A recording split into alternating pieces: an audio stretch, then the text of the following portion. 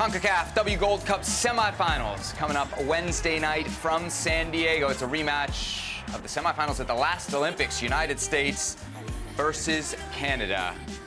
Brazil and Mexico, the other semifinal in the CONCACAF W Gold Cup.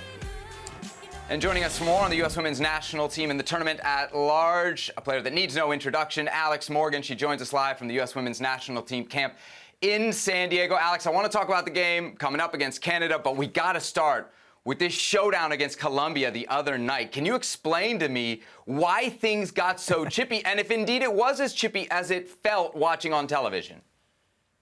Yeah, I mean, you guys saw that, right? Like, it was very chippy. We expected it. I mean, I would say that Colombia is a very aggressive, very physical team. They're always trying to slow the play down, foul, and we were ready to play. We stepped up to the challenge. Obviously, after that defeat to Mexico, we were just ready for the battle. So I think you guys saw a pretty good professional win from this team. A very good professional win. I also saw you getting a little chirpy. I want to know what language it was, because I know you got a little Spanish in you. You get a little Spanish trash talk in there? I mean, to be honest, I don't even know what was said or what was done. I don't even know how I got a yellow. But I think that it helped rile up my team a little bit, which was an important point to that. Okay, so you guys obviously struggled versus Mexico and put that behind you to play against what was one of the best teams in the World Cup, certainly the revelation of the last World Cup in Colombia. And that first half attack, I mean, why were you guys so successful? 3 first half goals, Trinity, Jaden, and yourself up top. What was the key? I think just our aggressive press was really important. That's how we drew the penalty for the first goal. And then just knowing that every back pass that we had in possession, they were going to press. So at times going long, and then just digging into the battles, getting stuck into tackles, knowing that they were going to come in to tackle us if we had the ball at our feet for too long. So it was just getting quick passes and knowing there was, going to be points of transition and points of turnover. So just kind of keeping our head through all of that, and getting an early goal always helps. Alex, one of the things that was kind of so impressive about this performance is, as you mentioned, it comes on the heels of the game against Mexico. Take us inside the dressing room. What was the team feeling after that defeat against Mexico? Because it's not just a loss in a tournament, but it's also a team that, while right now isn't a rival, potentially in the future kind of could be. Yeah, we hadn't lost against Mexico for many years. Since I was a newbie on the team, there was only a few of us I think only me and Becky on the team at the time. Last time we had lost to them. And Mexico deserved that win against us this tournament. We didn't play well. We didn't execute the game plan well. We didn't take advantage of our opportunities, and they did. They had incredible chances and goals, and put us on our heels. And it was a tough defeat in the locker room. I definitely had some words to share just about how we can't allow this to happen through 90 minutes. I mean, 20 minutes here, 30 minutes there, but a 90-minute match like we did against Mexico, it wasn't in our DNA. It wasn't good enough. Alex, I'm curious. I've certainly not in my lifetime. I was at the stadium when you guys played Mexico, seeing the U.S. women's national team be so divided in what is the home crowd. It definitely didn't feel like it was a U.S. women's national team crowd. Did it feel like that to you? Is that the first time you've experienced that? And what was that like for your teammates? It was actually quite an exciting atmosphere. I definitely think there was more fans for Mexico than the U.S., which was probably the first time that we've experienced that on home soil. But regardless, it was a great atmosphere. It's our first W Gold Cup. It's the first time they're holding this tournament. So I think to see the turnout that this tournament's been getting, and especially the following that the Mexican women's team has been getting that maybe they haven't gotten in the past, it's great for them because clearly they're evolving as a women's side, and it is, as hard as that defeat was for us, you always want to see the quality continue to improve across the board, and you're seeing that with Mexico. Maybe this is a crazy question because Emma Hayes is obviously not with you guys, but have you felt the Emma Hayes influence yet? Because Twila, is of a previous regime. Have you felt that influence yet with this team? I will say I came in late to this camp, so I don't know if there was any meetings prior, in the first week of preparation for the Gold Cup. But right now, Twila is acting as head coach.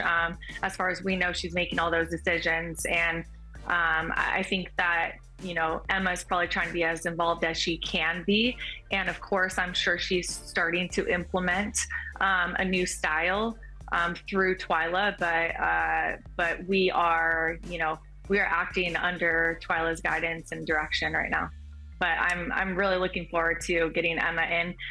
We actually can't wait, and it's tough to see her still over in England right now. Obviously, she's having a lot of success with Chelsea. You mentioned, Alex, that you were a late call-in. I got to get the story here. Like, where were you when you get that call that you're going to be brought into this roster late? And what were you feeling at the time, having been left off the initial roster? So I had just gotten to Coachella for our tournament, for our preseason tournament with San Diego. I literally have been there for an hour. So I had to carry on a suitcase, assuming I was going to be gone for 3 days. Got the call and said, okay, now time to go to LA. Was there within 2.5 hours and then played the next night. So it was a little bit of a whirlwind, but at the same time, I understood that, it was a long lead up to the Gold Cup, a lot of training sessions, anything could happen. I wanted to stay ready in case of injury or anything. And that's what I did. Worked hard, dug in with San Diego, did extra with Casey, our coach at San Diego, and wanted to just use this preseason as an opportunity for myself to grow as a player and as a teammate, and was fortunate enough to get the call. It's funny because it feels like you've been around forever, and I said in the best possible way, but all of a sudden people are clamoring for this kind of new generation to come in. But here you are, 34 years old. In the last game, a very important game, you were involved directly or indirectly in all 3 goals. What's that competition like for you heading into roster selection for the Olympics or important tournaments like? I appreciate you calling out the age there. That was a nice one, but yeah, does feel like I have been around forever.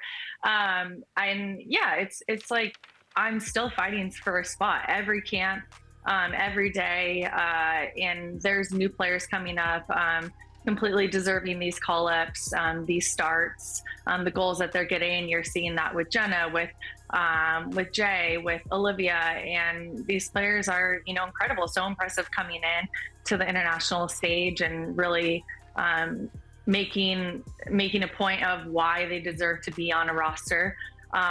This roster of the Gold Cup, but also moving forward to an Olympics. So it's for sure a battle, but I think it makes Emma and Twila's decisions really hard, and that's a good thing. All I want to do is make it hard for them to make a roster selection and just keep doing what I'm doing and making it difficult for them.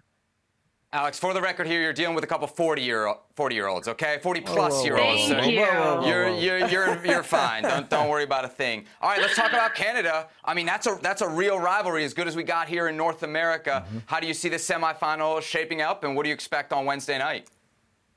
Yeah, it's going to be a physical match. But, we've been watching Canada, obviously.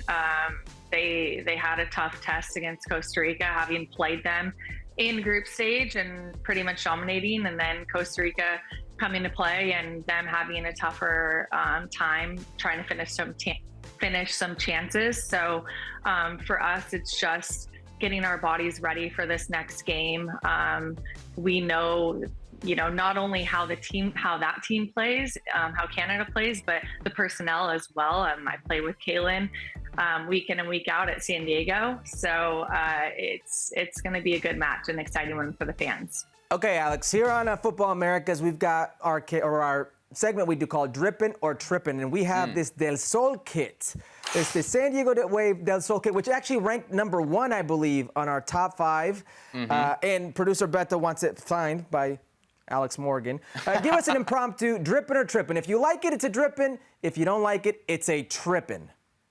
I'm just going to say it's fuego. I mean, I don't know about you guys, but it's my favorite kit so far. What about the new ball? We also got the ball. Have you tried the ball? Have you seen it? What are your thoughts? Ooh, I have tried it and has a nice dip, so can't complain. All right. We expect some bangers this year in the NWSL, which, of course, you can watch across many platforms, but definitely right here on ESPN. Alex Morgan, thanks so much for the time, and good luck Wednesday night. Cool. Thank you, guys.